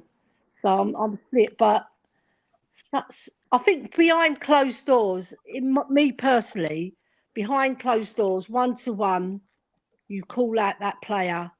You don't have to call him out in front of everybody, because that's how I would do it. As if I was a manager in an office environment, I wouldn't call that person. That's a bit out different. An office, though, yeah, is a bit different. I mean, everyone can see at the end of the day what's just happened on the pitch. And again, for me, if you're going to take the sugar, you got to take the salt that comes with it as well. That's just how I look on things. There's always two sides to it. There's always up and down. There's always left and right. There's always love and hate. Whatever way you want to look at it, there's always good and bad. So if that player is expecting to get his extra £10,000 because he scored a goal and been brilliant and people will speak well of him, then what right has he got there to complain when the manager calls him out on how shit he was or the fans do? Oh, no, but we're now mentally torturing the player. Well, we saw it with Mourinho, didn't we, about Danny Rose? Because Danny Rose went into the office and said, why aren't you playing me? And he didn't think he particularly played badly. He had a different opinion to Mourinho. Mourinho was telling him, yes, you have played badly, and that's why you're not in the team. So, you know, that is in the public eye. I mean, it's a private room in the Spurs stadium or the training ground, whatever, but it was publicly put out everywhere on the documentary. So everybody. Well, there was a camera in there filming at the time. Yeah. Maybe Rose just didn't pick the best time to do it. Same to Delhi when he was talking to Delhi. He goes, "Your career was." She got. You cut out there for a second. No, it's because my husband was phoning me. Okay. I mean, Mike, what do you think on that? I mean, do you think I'm being too harsh here on like if I was to stand there, we drew a game because we missed a penalty, and I blatantly say, well, it's because he missed the penalty, or I go and grill a player because he's had an absolutely shocking game, and then talk about another player that's had a great game? Do you think that's the wrong way to go about it? Right way? Is there a right way or wrong way? I know everyone's got their own opinion to it. Yeah, I think there are like levels to it, in my opinion, right? So I think like on a press, like berating a player on a press conference should be like kind of a last ditch effort, in my opinion, because like I think just from like a morals point of view, let's imagine we play well, and then one of the players fucks up, right, and we lose a game because of them, right? I think the first like stage would be to just have a one-on-one with them, right? Just invite them to the office, say, listen, mate, like, I didn't like that you did that. You need to be more focused, whatever, right? Then let's say we play, again next game, and he fucks up again, does the same shit, right? He's lazy on the pitch, whatever, right? You then, for me at least, I think you then go and in front of the team, like say, listen, we lost because this, and this, and one of the reasons you give is that player, fucking up, right? And only like as a last ditch resort, I think that just from like a leadership point of view would be to go in front of the media and say, listen, this player completely fucked up, right? It's because of them that we lost, because it's kind of like a do or die method. You either get that player on your side and the player starts performing because they are afraid of the backlash of the media or something, or you burn all bridges, right? And you just this player will never play for you again, right? Because you call them out publicly in front of the media or something, right? So that's the way I look at it, right? For me, I am not against calling players out in the media, but I think it has to be like a last resort thing, right? So like seriously, a player is fucking up, the attitude stinks and all that stuff, and just talking with them doesn't work, then you have to put a spotlight on them, right? And that's how I would do it, right? But I'm not against calling players in general, right? Calling out players in general. I just think there are like steps, right? Where you first do it just with them, and then you escalate it, if there is no improvement, right? But yeah, also I wanted to say something, because I've just seen a Mikey Moore quote regarding the new manager, right? Because we are saying about like players, leaving heartfelt messages and whatever, right? This is a quote from Mikey Moore. With Ange, I'm thankful to him. He gave me an opportunity to go and show people what I could do. Now I'm just excited to get back and hopefully go and impress the new manager. Try and show what I can really do. Right?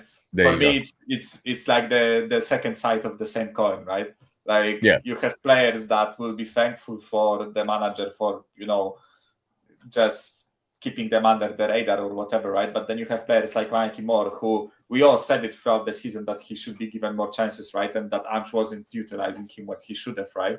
So I think in general there are parts of this squad that really loved Ange and are gutted that he's gone, but will swallow the pill.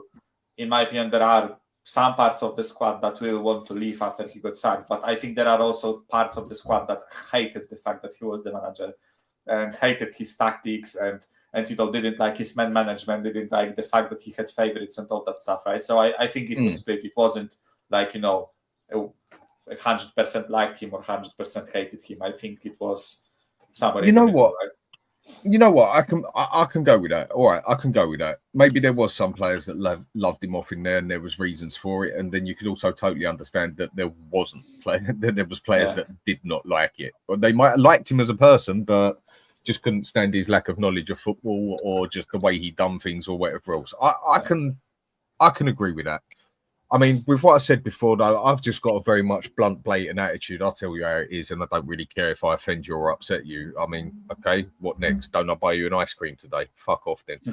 I honestly, that is where I would not be a good manager. I would just be too blunt and blatant. If you're the problem, I will tell everyone you're the problem and then tell you to pull your finger out your ass and be a man, for God's sake. Grow a pair, get your act together. But that's talking from someone who's in their 40s. That's just where I've led a different life to a lot of people. Dan, I have to go, so enjoy the rest Cheers of the coming show. on, Mike. Thank you for letting me speak. And listen. No, always good to have you on here, Mike. I'm looking forward to Ange. not to Ange, to Frank. Fuck's sake! Like, I'm looking forward to Frank. I have a good feeling about him. Not good in terms of like winning, major shit or something. I just think he will be a steady ship, and I will enjoy watching us again. Which is you're not excited, but you're very interested and looking forward to it. Interested, not excited. Exactly right. That's exactly the same as me, and that's a step upwards. Cheers for coming on, Mike. I'll speak to you again soon, mate. Take care of yourself. Bye. Later on. Right, Ellie, one other point I'll get to then. Yeah. I mean, it looks like it's saying at the moment that we've actually just put in a bid for Mbeumo.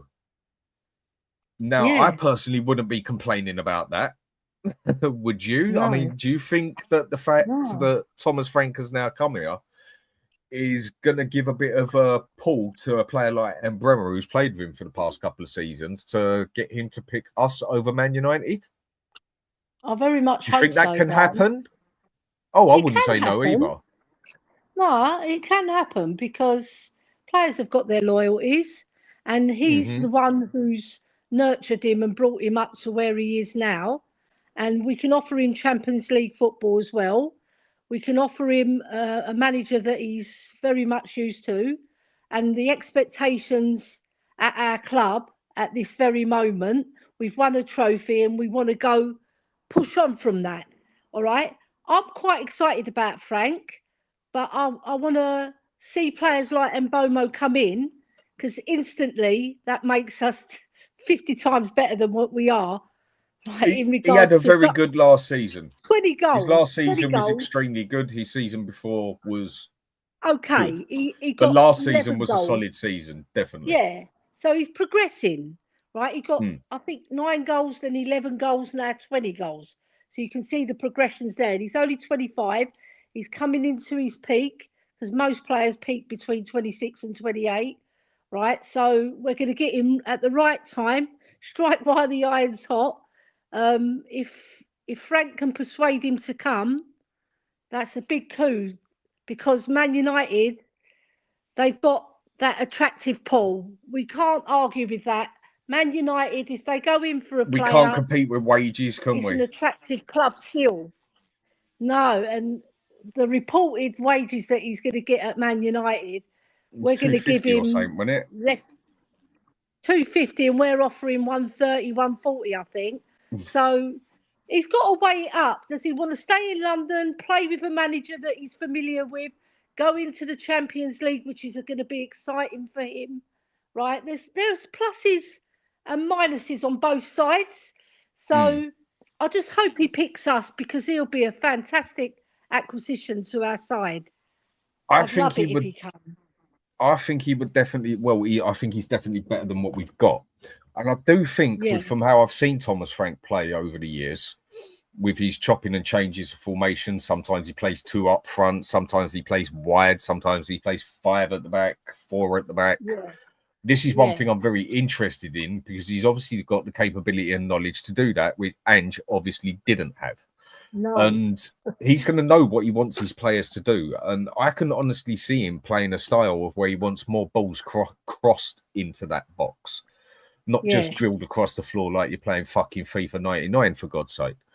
Like with a sweaty ball cross that gets tapped in. That was always the way that 11-year-old you was playing on there, that you wanted to get hold of his throat, but you couldn't because he was wherever else and you're on a PlayStation. But I'm sure a few people understand the point I'm making. And I think he'll be doing more with players like Porro and getting them overlapping and crossing the ball in than cutting them into a bloody number 10 position, leaving us totally naked, basically. And I could see him playing with us, with more of a 3-5-2, 3-4-1-2, or a 5-3-2, whatever you want to put it, because people like to put the same formation in different ways. I could see him going with 3 at the back for us, personally, and then bringing it out wide with 2 up front. And with Solanke and Johnson up front, I'm not saying that's going to be good, but I don't think that would necessarily be bad.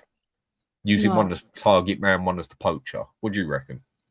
Yeah, because, I mean, the goal contributions from Solanke and Johnson was pretty good. It wasn't bad. It's just Solanke probably a better technical player than Johnson. Johnson's a tapping merchant, but he That's gets all he goals. is. Yeah, he's not a footballer. That's one thing for sure. But No. he scores goals, and if we play it right, we could score a lot more goals than we did last season, and win a lot more games because of it. Because Frank, he sets his team up like a proper football team. He builds it from the back, doesn't he? Yeah. And that's Yeah. how I say you should build a team.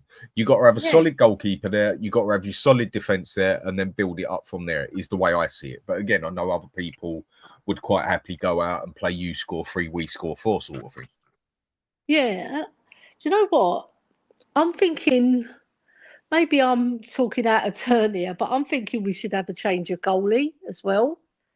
Because I just think Vicario is not good enough in his overall play, right? And maybe I'm treading on a lot of toes here, but I think we can do better. And I think that Matt Sells of Nottingham Forest, he'd be a fantastic goalie for us.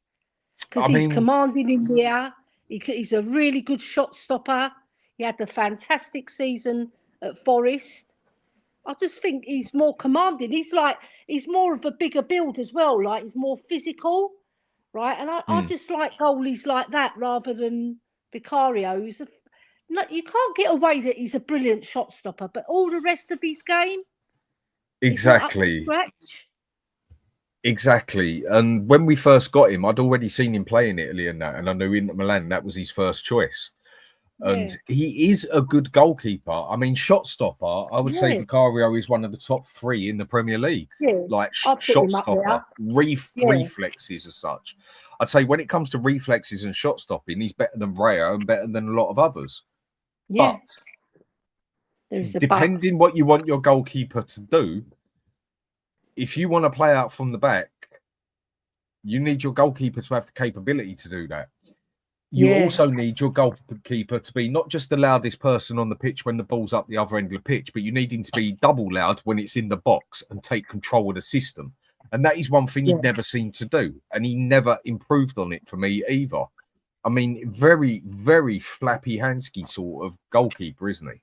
I think he's an excellent shot stopper. But if we want to play out from the back, I personally wouldn't say no to going for a better keeper.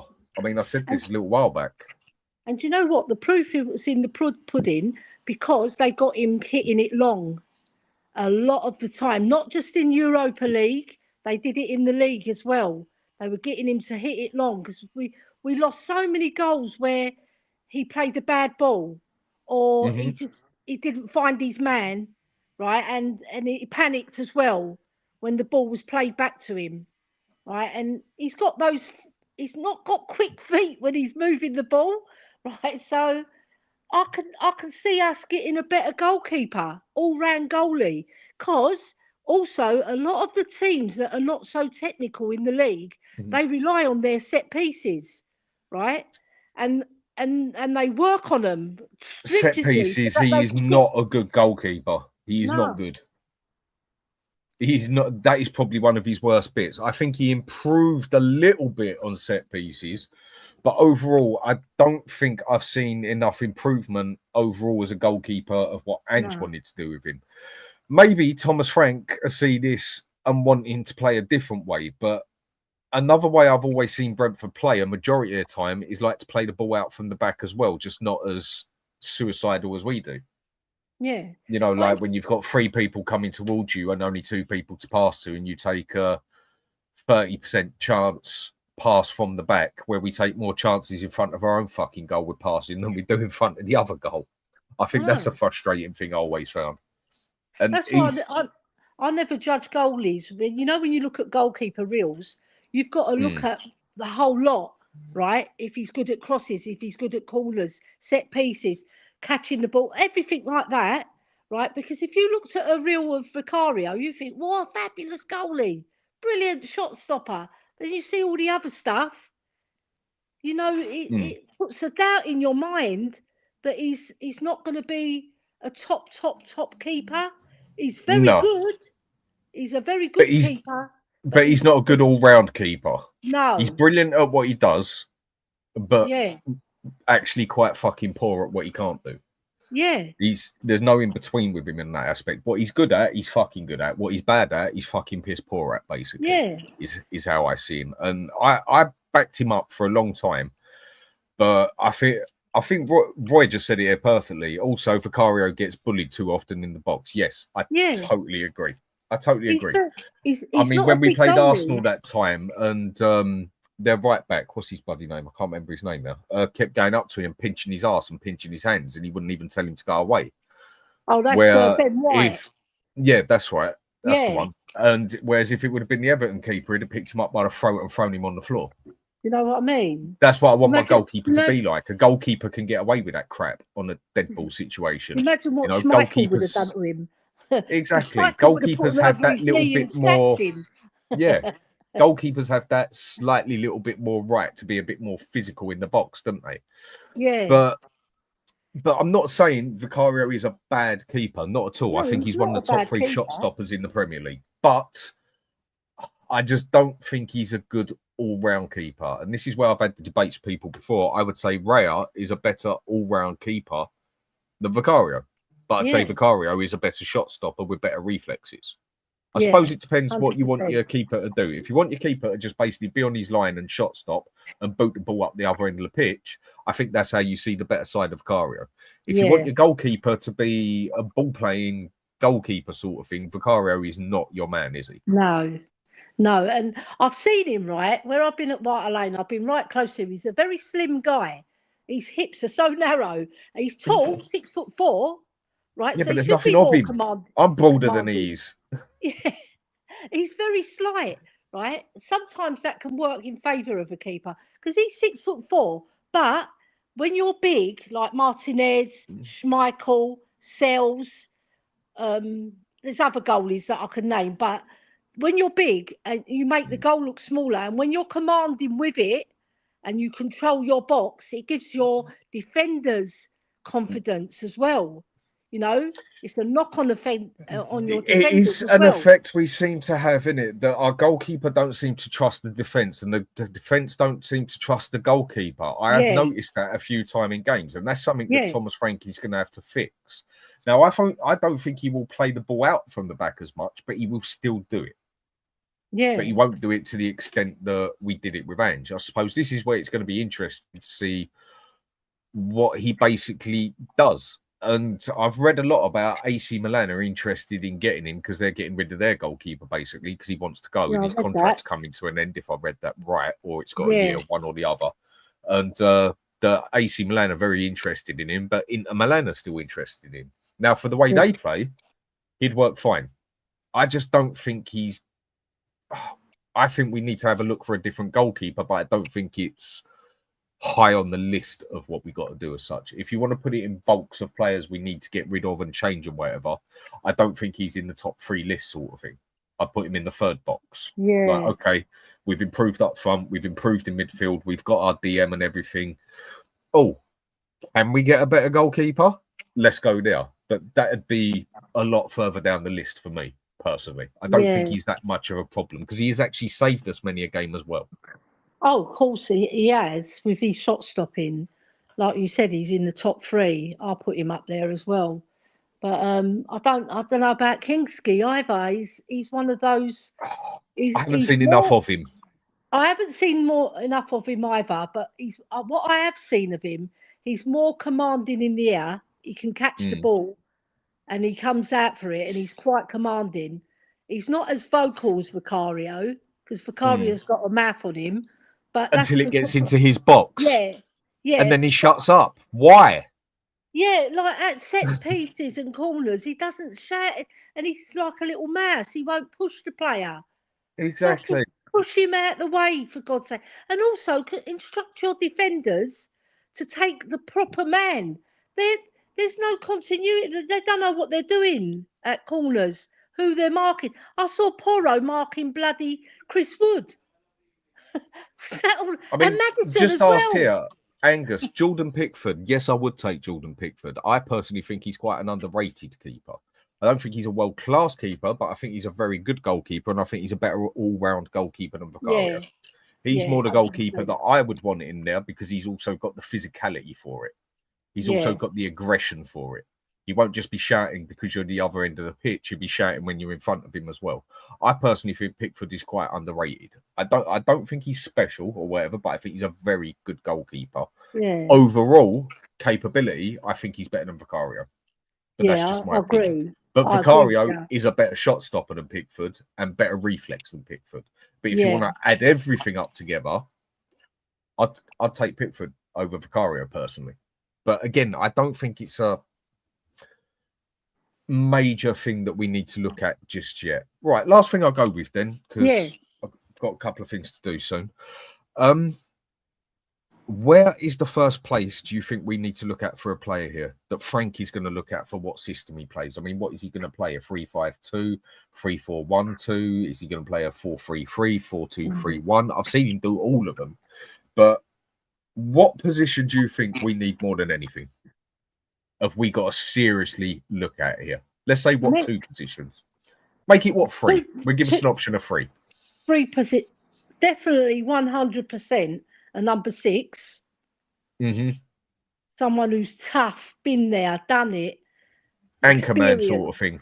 Experience, knows what he's won things, or if he hasn't won things, he's been in a really, really good side, you know, and has been a standout in that side. Right, so number 6 we definitely need. I personally think we need another nippy striker, someone who's really like a Jermaine Defoe, fox in the box. Because Johnson, he hasn't got the skill to do it. Like Defoe could pick up the ball and score his own goal, or he could be a fox in the box to finish off good work by Spurs. And if we're going to get Brian Mboma on that wing. See, I would go for the right winger because we could play Kulu on the left, right? Because Mbomo is a right winger, isn't he? Right? Kulu's an attacking midfield central. That's where you see the best out of him. But he's not a playmaker. If we didn't, I would go for like a creative midfielder like Eze, an attacking midfielder, because you always need that creativity to unlock defences. And Maddison gets injured a lot as well, doesn't he? Yeah, and he's injured an awful lot, right? For over 2 seasons, he's been a big chunk. And as soon as we lose Maddison, we've got no creativity there. We've got Kulusevski who can back it up, but it's barely back it up, isn't it? The problem with that, right, is he's going to have a dilemma who to play, Eze or Madders, because it's very hard to play 2 creatives. But if you've got a solid number 6 behind him, you can get away with it because Eze is so classy. When he receives the ball, he's got all the time in the world, right? And he's so good at picking up pockets of space to hurt defences as well and get himself on the goal scoring sheet. I think he scored 12 last season. Eze is a player I would definitely go for, and I think we've got more than enough capability of getting him. We are bigger than Crystal Palace at the end of the day. Will we pay the wages he wants? That will show. We can offer him the Champions League. Yes, he might look at the we played 17th, but he's not quite that much of a big player yet. Yeah. He's going to be more interested, I think, on actually getting a Champions League game because he hasn't done that yet. Yeah. And I don't think he's quite a big enough player yet to swap it round like, oh, no, they finished 17th. I don't care if they're in the Champions League. I think he's at that stage now where he wants to get noticed in that Champions League. And I think he's a player we could actually definitely get and go for. And then for me, if he's there to get, then he's the first one we go for. But then for me, we definitely need a defensive midfielder.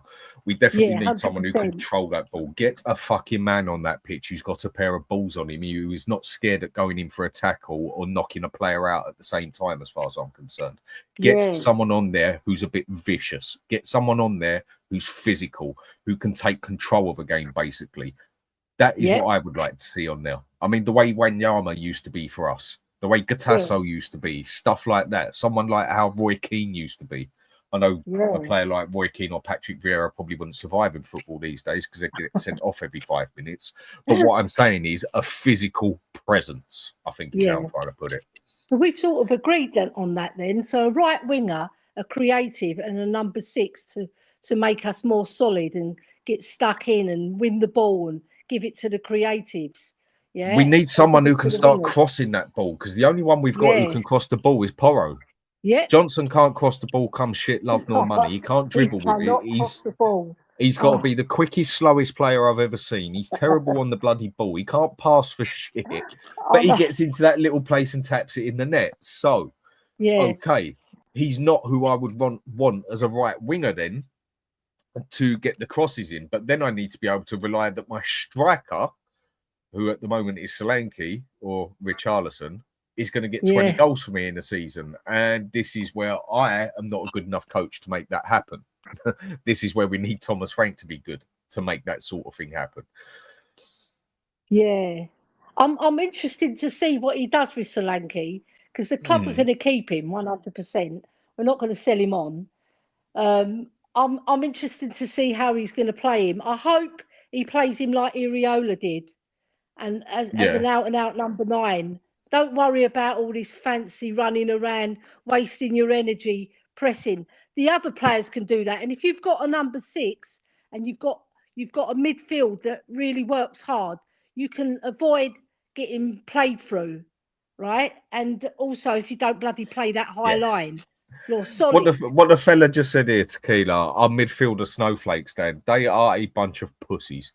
About the only one we've got in midfield that's got a pair of bollocks on him, I'd say, is Bentancur. The rest of them, you could slap them about like... I ain't even going to go into the description of it, but you could... too nice, isn't he? He's too you nice know what a I boy. mean? And Basuma, he's one of these.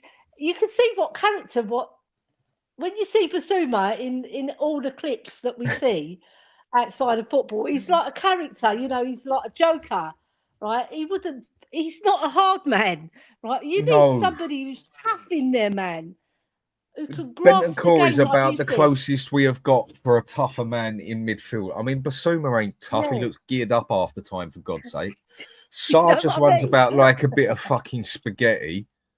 Archie Gray shouldn't even be in the bloody team because he's not ready yet. I mean, he's only a little boy. I mean, when he went on, he's just the poor fella ain't ready yet. What have we actually got in midfield that's got any aggression to it at all? I mean, I think the closest one you could put who's got any physical presence is Bentancur, or when you go and play Kulusevski in the middle. Yeah. But even though he's got physicality, he's still not strong enough. He hasn't got that killer instinct to win the ball he's not a number 6 for starters. He's a number 10. But he can play centre mid as an 8, and he did for us a few times. Yes, he's a strong lad, but we need someone. That number 6 is going to give us so much stability and so much confidence as well, because you're going forward. If you lose the ball, you've got that solid number 6 who's going to win the ball back for you and protect the defence. I mean, exactly. I mean, maybe it's just times have changed and I haven't in that aspect yet, but I want my number 6 or the one who's covering me as a DM. I just want him to be a complete and utter see you next Tuesday, a top wanker, the sort of person that if you go past him, he then takes your ankle out for you and gets the yellow card. You know, that is the sort of one I want. Yeah. I don't want the nice fella there who's all tiptoe and everything and that. Get stuck into the game. You know, when you've got someone like what they do with us when Maddison's playing. First thing they do when Maddison's playing is they go and take his legs out a few times and that, and then Maddison gets a bit bitchy on it, don't like it for obvious reasons. But then he sort of comes back on himself a little bit. Yeah. Instead of, he's not one of the sort of people who'd be like, okay, you tackle me like that, watch how I'm going to tackle you now, sort of thing. Yeah. I get it's not like that anymore. But other teams do have those sort of players. And that is the sort of thing I want my number 6 to have the capability of. I want him to stand there and be able to have a fight. I want him to stand there and take someone's legs out. I want him to be able to do the physical presence that you need to run a midfield, basically.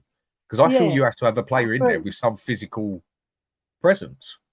Yeah, some shithousery. Like, I know Cellini wasn't a number 6, but in the Euros, where he grabbed Saka by the scruff of the neck, pulls him down. Where are you going, mate? You're not going nowhere. Right? Exactly. You need and that. He took a yellow card for the team. Yes, you do. You do. I mean, people said it's cheating. Well, he got his yellow card for it. He knew what was happening. He knew he was beaten, so he did what he had to do for the team, and that is what you want a player to do. Yeah, Vieira did it for Arsenal for so many years. King done Roy it for Man Keane. United. Henderson done it for Liverpool to some extent. He wasn't as Gatasso. hard as the other. He wasn't as hard as the other two, but he stood there. He was a presence. He's a big lad. He put himself about. Yeah, we need someone like Gallagher, where he runs about a lot and he does, but he's not that shithousery player. We need somebody. The thing is with someone like Gallagher, he's Yeah. not a pretty player.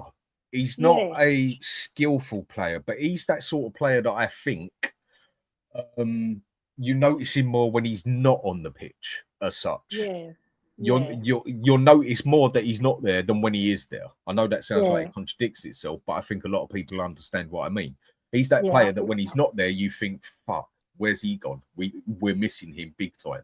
Yeah. Because he does the dirty work. He does the running around and everything. He does the stuff that a lot of other players don't like doing as such. He covers so much ground. He's an effective player. He just needs, for him to be a top player, he needs to get more shithousery into his game. Be a bit more, because he's quite a pretty boy. You know, he's Paulina, Bayern Munich hasn't had a great season there. I think he would be a very good option for us to go to. But would he be the sort of player we go for? But I think he would be a perfect choice there because he can be a nasty bastard when he wants to be. Yeah. He's actually got a bit of good passing on him as well. He's got a little bit of physicality to him as well. He's not scared at getting stuck into it and that. But he's also got a bit of skill as a player as well. With him, I think you get a bit of an all-rounder with him. Yeah, I agree. It'd be a fantastic acquisition. He'd be the perfect player because I think he's 29. He's not finished yet. He's got legs on him. He didn't have a particularly good season for Bayern, but I think he played 30 games in total, if I'm right. So he was quite present.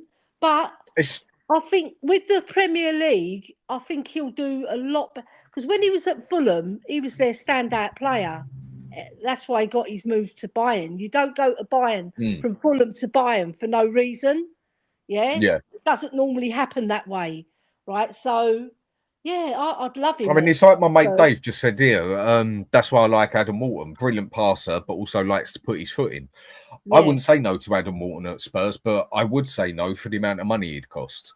Just purely, again, with the extra 50% price tag on it because he's fucking English. And with that, for me, that's just a no-go because I feel we could do better for that money as such. But again, another one I wouldn't complain about as such. And like Maris is saying, Wanyama done it. Exactly. Do you know what? Another player who I think never got the credit is Scott Parker as well.